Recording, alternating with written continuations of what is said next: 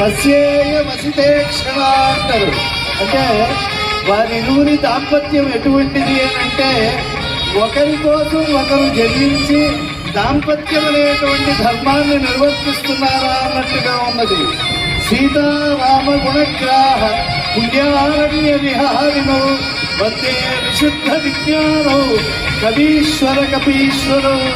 ఎవరికి తెలుసండి సీతారాముల యొక్క దివ్య దాంపత్య సౌఖ్యము అంటే? కవీశ్వర కపీశ్వరం అన్నారు. కవీశ్వరుడైనటువంటి వాల్మీకి కపీశ్వరుడైనటువంటి ఆంజనేయ స్వామి గారికి తెలుసు అని. అటువంటి మహనీయులైనటువంటి సీతారాములకు కళ్యాణాంతములో పరిపూర్ణమైనటువంటి మంగళారతులు సమర్పిస్తూ ఉన్నారు. లక్ష్మీ సవిభ్రమాలోక శుభ్రో విభ్రమ చక్షుషే చక్షుషే సర్వలోకానాం